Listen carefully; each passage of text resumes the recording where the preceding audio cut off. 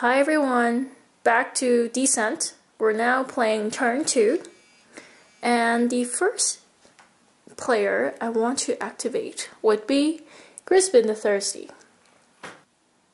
What I want Grisbin to do is move as his first action. So he'll go 1, 2, 3. That's all of his movement. And as a second action, he is going to attack the Master Zombie. The Chip Great Axe gets 1 blue and 1 red. And then the Master Zombie gets a brown defense.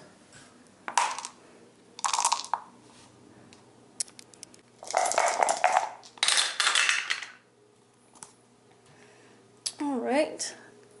So we basically do 5 damage. Master Zombie rolled 2 defense. So we do 3 damage to the Master Zombie. Because Master Zombie is already at 5 health, only one damage required to eliminate it, we successfully kill off this zombie. Over here on the loot track, this goes up by 1 because this is a Master Zombie, and this goes up to 1. Because there are now no monsters on the board, we discard this exploration card, and this fatigue effect no longer applies. I'll next activate Alveric. He'll move 1, 2, 3, 4, and then he'll open this door and explore. We draw the next encounter card, and we have the Room of Souls. Here's the setup for the Room of Souls. We have a pit here and the bridge that crosses it, and a special token that represents a cauldron specific for this exploration card. The objective of this tile is for us to pick up this cauldron and throw it into this pit. But in front of the cauldron we have 3 flesh molders guarding it. Here are the rules to the room. A hero may spend 1 movement while adjacent to the cauldron to pick it up. That's easy, but then afterwards, once you pick up the cauldron, you can only move 1 space as an action. So movement becomes much tougher.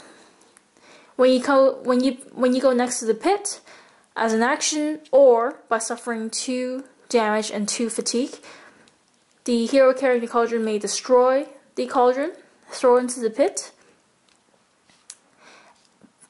When the hero is carrying the cauldron, if he suffers any damage, he has to test his might, and if he fails, cauldron cracks. So there are 2 ways you could win this. The first is if the cauldron cracks, we advance Doom by 1. So this is sort of the minor victory condition. We advance Doom by 1 and discard the cauldron. We all get 1 experience point, and we get rid of this card. And if we manage to do this without cracking the cauldron, we get 2 victory points, we get 1 search card, we get to refresh our fate, and then discard this card.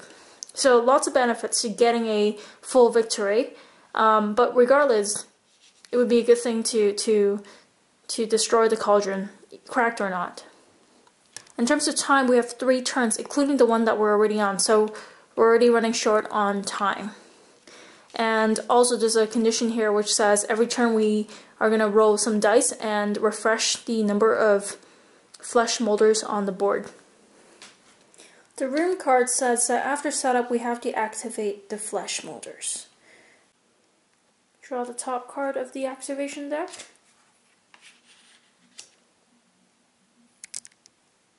First, it says each flesh molder applies +1 to its speed. Normally a flesh molder has a speed of 4, so in this activation it'll get 5. And the first action is to spot the furthest hero. So the top part here, which is red, refers to the master, and the bottom, the yellow part, refers to the regular. So we'll do the master first. We have to spot the furthest hero. To spot means to move until the master can see the hero within line of sight. Jane is the furthest away hero, and the master is over here. So if we were to check line of sight between these two characters, we just draw a line from a corner of the space that the characters are on, the miniatures on, so say from here to here, any line actually, and if there's nothing in between, they have line of sight. So as you can see, the master flesh molder does have line of sight to Jane, which means it would not spot it. It would move on to the next action on the list. Next action is attack the hero in line of sight who has the most damage tokens on his hero sheet. Since all of our characters have 0 damage, the master flesh molder would just attack Alvrik, who is the closest hero to the flesh molders. Flesh molder makes a ranged attack to Alvrik. Flesh molder rolls a blue and a yellow die, and then Alvrik gets 1 gray defense.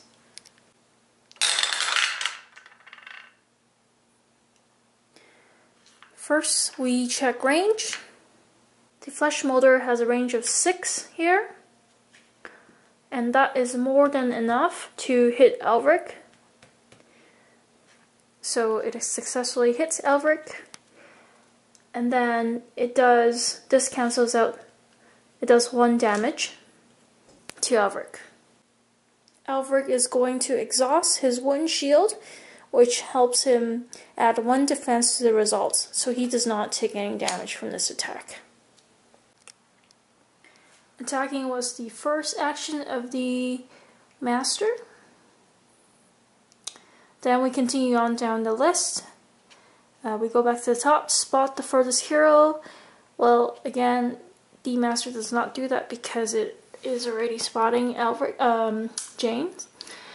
And then again, this second one, attack the hero line of sight. Now, monsters can only attack once per activation, so the monster cannot do this action, and thus there are no more actions that can be taken by this monster according to this list, so it does not do any further actions for its activation. Next, we'll activate the regular flesh molders. First, they'll spot the hero the master attacked. Since both of these flesh molders can see Alvrik, they don't need to do that. They'll move on to attack the hero the master attacked. This flesh molder here will attack Alvrik, and it will roll the same dice. We have 5 range. 1, 2, 3, 4, 5. So the attack is eligible. The attack also does 2 damage and 1 surge. Unfortunately, we didn't roll any defense, so we'll take 2 damage right away. As for the surge, if we look at the card for the flesh molder, it either mends 1 or plus 1 damage. Now, mending is when the monster recovers an amount of damage, but since they're not damaged, they don't have any wounds, they'll spend it on the plus 1 damage. So Alvrik will take 3 wounds. After the minion monster does his first attack, we move on to spot the closest hero.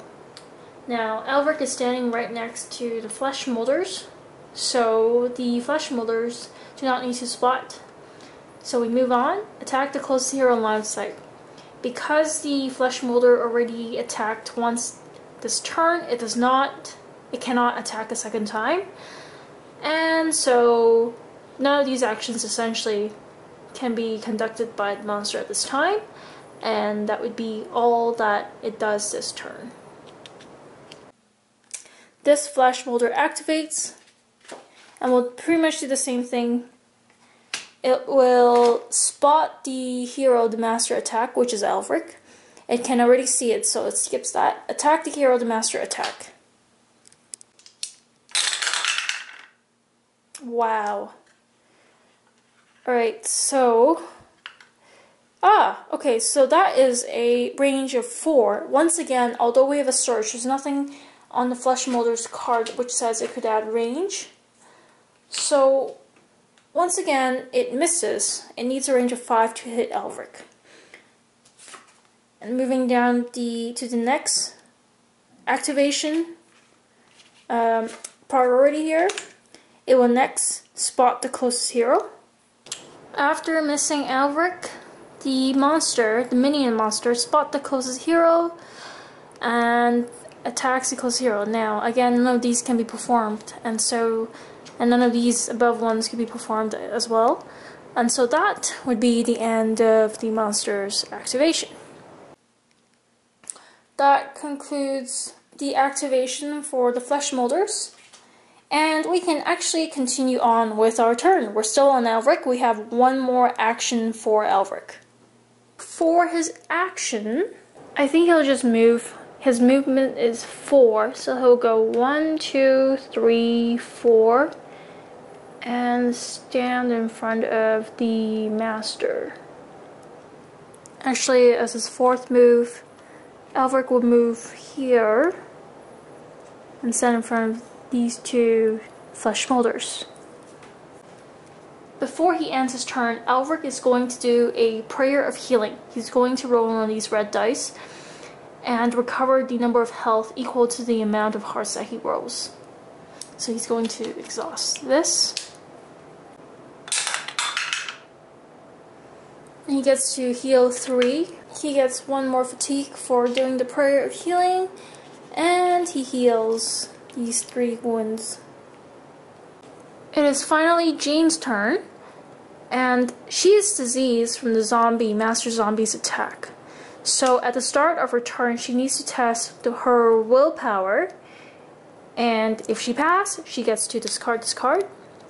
And if she fails, she would suffer 1 fatigue and keep this card. Unfortunately, Jane's willpower isn't very good. It's a 2.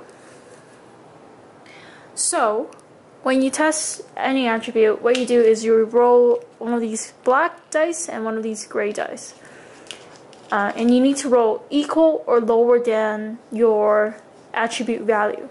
So to win this, to succeed in this attribute test, we need to roll a 2. And as you can see, there are a lot of shields on these dice. There are some sides with no shields, so it is possible, just not very likely. But let's do our roll and see what happens. Here we go, gray and a black. We have 4. So as you can see, we do not get to discard the disease card, and Jane will get 1 more fatigue on her character. After her start of turn disease card roll, she will equip. So she's going to unequip the short bow and equip the magic staff. For Jane's action, she's actually going to perform her heroic feat, which says as an action she can move double her speed and perform an attack. And the attack can be performed before, after, or during the movement. I'm going to flip her player sheet to indicate that she spent her ability here. The reason why I did that is because I want her to go back to the treasure token. So she has 10 movement. She's going to do a 1, 2, 3. As an action search, Jane finds a stamina potion. Very handy. Stamina potion allows you to exhaust or discard this card, and then the hero recovers all fatigue. I'll put this in her inventory. For the rest of her movement, she's already done 1, 2, 3, so 4, 5, 6, 7, 8, 9, 10. She is going to spend a fatigue and move 1 more. and then she can perform her attack. So as part of her hero feat, she gets to attack. She's attacking with her magic staff, which gives her a blue and a red die. And the flesh molder is defending with a gray die. Now, I think she's gonna attack the master instead of the regular. So let's see what happens.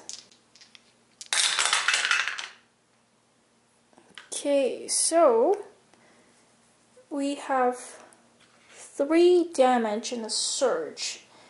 Now the magic staff allows us to either +1 range or deal 1 damage to another monster within 3 spaces of the target.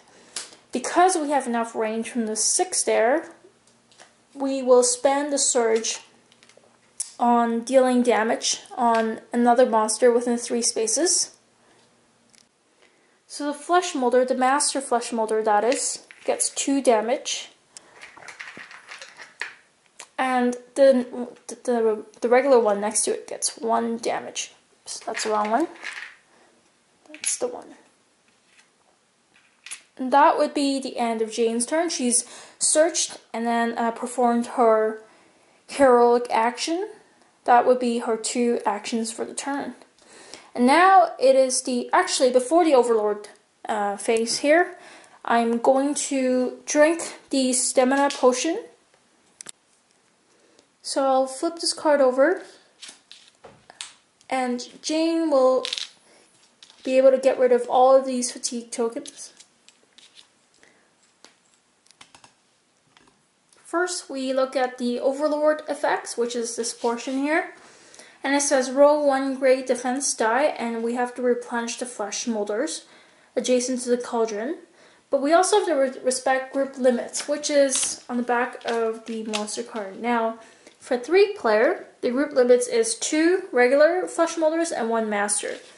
Since we're already at our maximum in terms of our group limit, we actually don't need to bring out any new flesh molders, so we don't have to do this defense roll.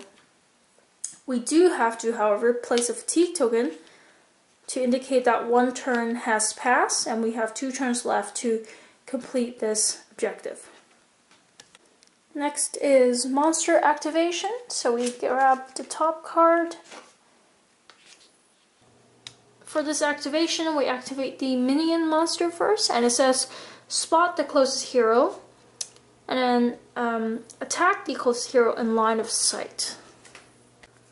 Let's do this flesh molder. It will spot the closest hero, which is Elfric, but since it's already spotting it, it's looking at it, it won't perform the action. It will actually just move on to the next action, which is attack the closest hero in line of sight. So it will attack Elfric with 1 blue, 1 yellow, and Elfric defends with 1 gray. Okay, so we have 4 damage and 1 defense, which means 3 damage gets dealt to Elfric. The minion flesh molder slashes at Elfric and deals him 3 damage. That was the first action. For the second action, we go back to the top, but again, spotting and attacking can no longer be done. Spotting we can't do, and so there's nothing else we could do on this listing here. And that would be the end of the activation for the first minion flesh molder. The second flesh molder basically do the same thing. First attack, 3 damage, 1 defense and 1 search. The search would do +1, so 1, 2, 3, 4, and 1 defense, so that's 3 damage in total. Second minion with 3 damage takes Elfric up to 6. That should be it for the second minion monster. Can't do any of these anymore. And so we'll move on to the master Flesh Molder activation. So first, spot the furthest hero, and the Flesh Molder can easily spot Grisbin, so it will not have to spot it. Secondly, attack and perform an attack targeting all hero figures in line of sight. Each figure rolls defense dice separately. That's a rather nasty attack there, because the Master Flesh Molder would be able to attack all 3 heroes. So let's do Alvrik first. So the Master, well, let's do the Master's attack first. The Master rolls blue and yellow, so let's see how many damage it would do. Oops. Let's re-roll that. It completely did not go into the dice tower. There. Alright. Ouch. Look at this. Whew. Alright, so we have 3 damage and 2 surge. Oops. Now, surge is, for the Master, is men 2 and plus 2 damage. So with the men 2, the Master will heal completely, taking away healing the 2 damage that Jane dealt. And then with the second surge, it would add 2 damage to the attack. So in total we have 5 damage. Let's see how many damage our heroes block off. So let's start with Alvrik. He will roll 1 great defense. That is tilted. So let's reroll that. Alright.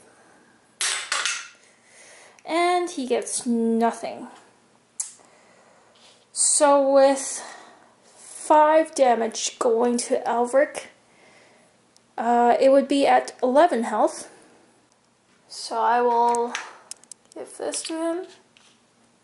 Next we're gonna roll defense for Jane. And she rolls 1, so she takes 4 damage.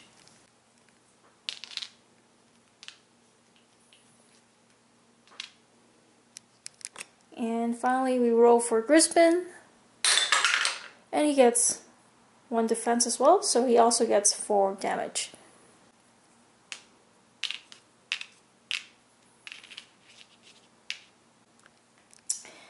Alright, that was quite a turn. That was turn 2. Alvrik is 1 away from being knocked out. Jane is halfway through. Grisbin also has 4 damage. Flesh Molders didn't really take any. Actually, they healed some, so only this Flesh Molder is wounded with 1. But they did get 2 activations in this turn, so they had quite a turn. Yeah, the next turn I'll focus on getting the cauldron. So I guess I will end it here and see you all in the next turn.